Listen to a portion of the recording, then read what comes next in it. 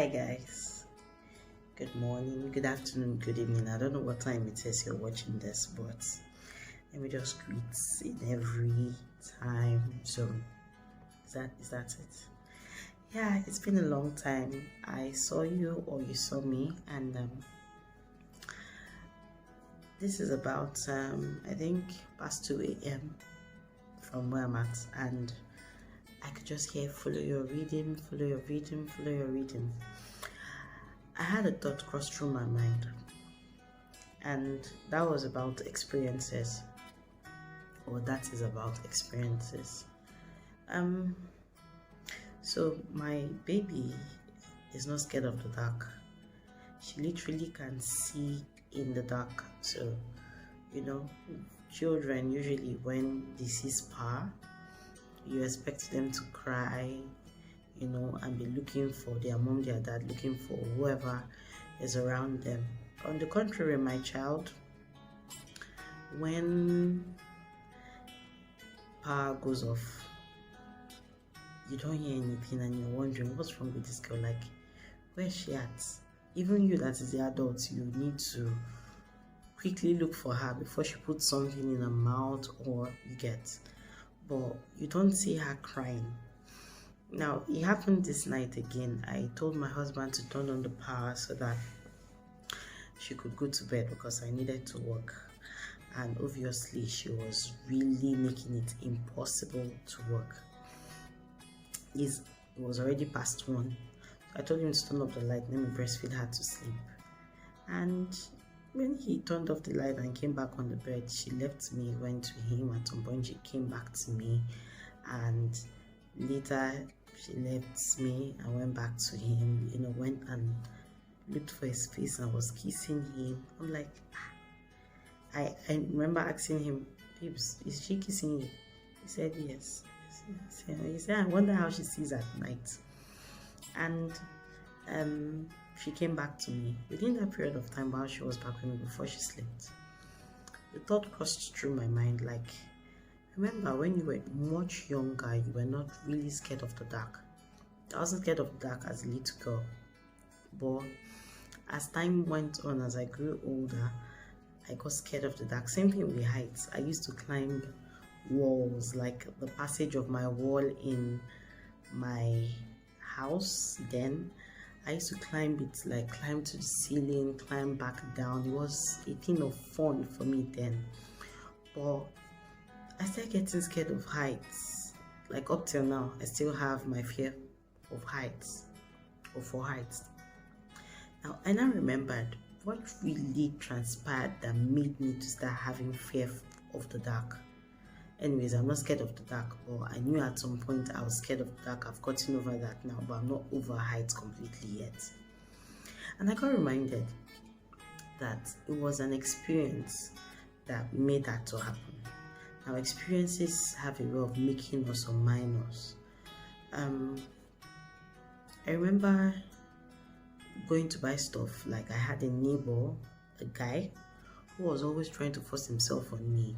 Anytime they sent me on an errand and maybe NEPA takes lights or power goes off, and I'm trying to climb the stairs back up to the house, and he intercedes with me somewhere in the staircase. So it got to a point where when I'm climbing the stairs, like if there's no light, I'm downstairs and I need to climb back to my house, I get scared. I punch through the walls, like I'm just taking precautionary measures as I'm climbing through the stairs upstairs. And that now made me to start being scared of the dark. Like, I didn't want to be in a dark place. Before, I found so much joy being in the dark. Right now, I still do. But like in my teenage years down to my early adult years, I'm not that old, but you understand what I'm saying. Experiences have a lot to coil or transform us to the persons we're going to be. Now, experiences could be bad or good, yes, but it's very important we have like a role to play as individuals to make a better use of our experiences, whether it's good or bad. Now, I've had situations of people wanting to rape me at different intervals, and one thing I told myself was that it wasn't going to make me feel less of myself. It wasn't going to make me feel like, oh, this life has ended, or feel disgusted, or feel like whatever feelings or emotions that comes with it. I know at first it was quite difficult for me, but after a period of time, I derived strength in it, like derived so much strength. Now just imagine that situation happening in the dark, making me scared of the dark. That's how most times our life has turned out to be something no good, you know. So because we have had this incident, or we have this incident, it affects our future. It affects our whole being. It affects who we're going to be, or it affects what we're supposed to achieve in future, and that's no good. So I think one of the reasons why I'm making this video is to bring it to your knowledge, because most times we're not really aware that it's our experiences that have made us to be who we are right now, to be scared of the things we're scared of now, to be afraid of succeeding. Some people, it's not like they don't want to succeed, they're just scared of succeeding, like probably because of what happened in their family. Maybe somebody had so much money, and because of how much money the person had, lots of bad eyes, you know how fetish Nigerians can be, this, that, and all of a sudden you just want to be mediocre because hello, if I have too much of money, it means that this is going to happen to me, or eyes are going to be on me. That's not how life is supposed to be. Like, despite our experiences, we should vouch to be better versions of ourselves. We should not allow our experiences to mar who we're supposed to be, all that God has made us to be. I'm not preaching, but I know this is for somebody. Usually I make videos like this and I don't post it, but I'm going to be posting this. This is not a motivational speech, or it could be inspirational, but I'm sure somebody somewhere needs to hear this. Your experience can actually make you become a better version of yourself. It depends on how you choose to see it. So you had this experience. Yes, it was bad, but you can turn it around and make something good of it, in the sense that yes, it hurt you, but it can help you to stop people from hurting others. Yes, it hurts you, but it can help you to help others who have been hurt to get back on their feet and become better versions of themselves. Yes, it does hurt you, but it can make you transform your lives and transform the lives of others. One thing I've come to notice, or as I'm growing up, one thing I've noticed is that we're not created just for ourselves and our family. It's far bigger and wider than that. So if your dreams is just for yourself or your family, your immediate family, or slightly your extended family, it means that you're not seeing how much God has put inside of you. So this is me following my reading according to Belema Green.